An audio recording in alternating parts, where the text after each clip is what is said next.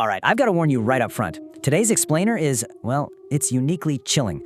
Honestly, before we even really get into it, you might actually want to go ahead and turn off the lights, put on your headphones. Seriously, prepare yourself for this one. Because today, we're exploring a story that terrifyingly blurs the line between a spooky urban legend and a deeply profound, very real-world tragedy. We're heading into the cold, dead quiet atmosphere of a winter night in Delhi, straight to an address that has literally become synonymous with the unknown. We're talking about the infamous Burari house. So, our story starts with this guy, Samar. He's just a regular college student trying to make ends meet by working this part-time gig as a pizza delivery driver. It's super late, the restaurant is basically closing up, and his mind is already, back at home in a warm bed. But then, the phone rings. He picks it up, and the voice on the other end is just completely flat. Cold, totally emotionless. And the order is incredibly simple. 2 large pizzas, delivery address, Santnagar, Burari. Now, if you live in Delhi, that isn't just an address, it's a massive red flag. The second Samar heard those words, he just froze. Because absolutely everyone in the city knows the incredibly dark, infamous history attached to that specific house. Knowing all the terrifying rumors about that place, Samir's first instinct is honestly what any of ours would be. He assumes it's just a sick prank. Some teenagers messing around, trying to spook a tired delivery guy. So he flat out ignores it. He's like, nope, not doing it. But then, about 2 minutes later, the exact same number calls back. That exact same icy voice is on the line, and they offer the one thing a broke college student just can't refuse. I'll give you a big tip. Against his absolute better judgment, Samir starts rationalizing the whole thing. He thinks, well, maybe someone new actually moved in. Or maybe it is a joke, but hey, it's a joke that pays really well. So he grabs the pizzas, hops on his bike, and starts heading toward Burari. As Samir drives deeper and deeper into the neighborhood, all that normal, bustling noise of Delhi just kind of fades away. The streets get unsettlingly quiet. And finally, he rolls up to the destination. This house sitting at the absolute dead end of a narrow, dark road. And let me tell you, it does not look like someone's cozy new home. It looks entirely abandoned. As he gets closer, he sees the windows are just pitch black. The paint is literally peeling off the outside walls in these huge, long strips. There isn't a single light on anywhere inside the property. It's just this massive, looming, silent structure sitting there in the dark. Samir kills the engine on his bike. He grabs the food, walks up to this heavy wooden front door, and gives it a firm knock. And then he just waits.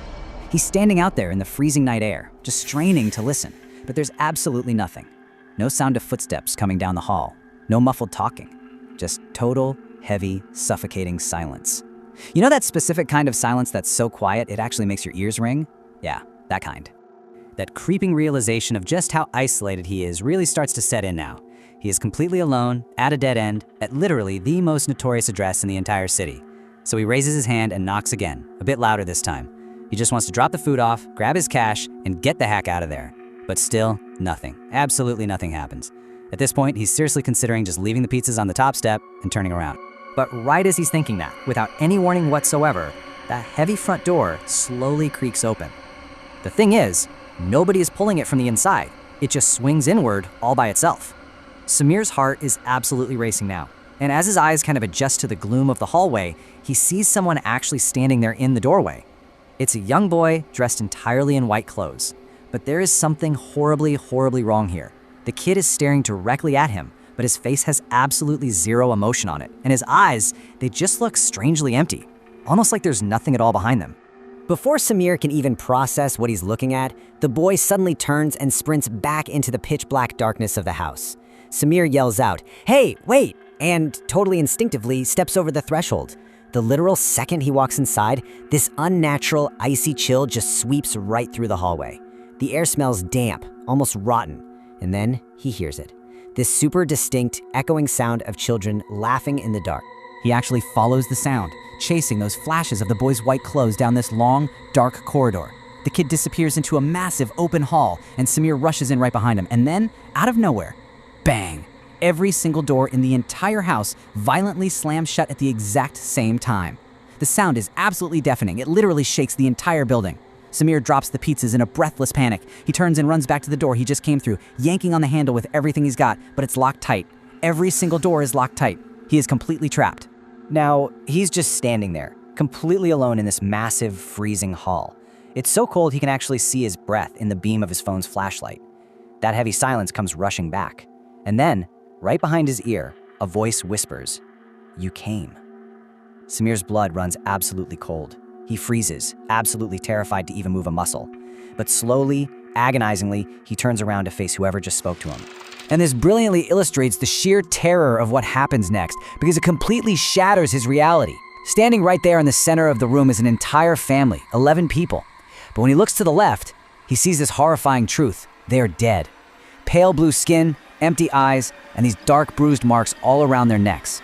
They actually start moving toward him, but then instantly, the room goes black and the whole scene shifts. On the right side, the darkness is suddenly replaced by these brilliant, blinding lights.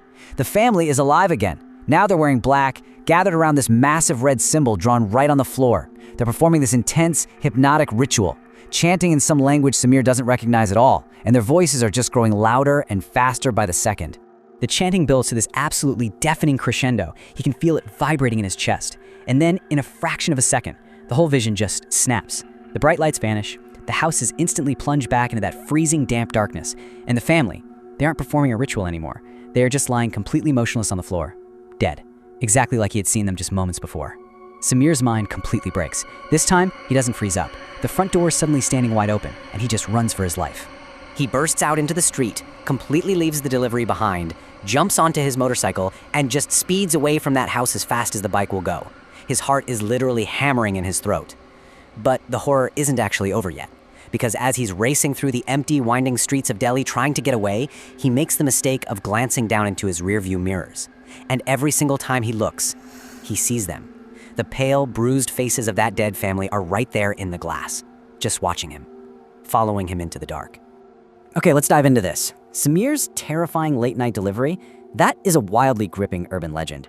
It's the kind of campfire story that gets passed around the streets of Delhi all the time. But the question that haunted Samir in that story, what had really happened inside that house, that is a question that real, actual investigators, and frankly an entire nation had to ask, because we need to leave the folklore behind for a second and look at the deeply unsettling, very real-world reality that actually birthed this nightmare. And that brings us to July 1st, 2018. Because this part isn't a legend at all. This is documented historical fact. On that specific morning, the residents of Burari woke up to news that would absolutely shock the entire country of India and make international headlines everywhere. 11 members of a single real-world family, literally 3 generations all living under one roof, were found dead inside their home. 11. Just let that number sink in for a second.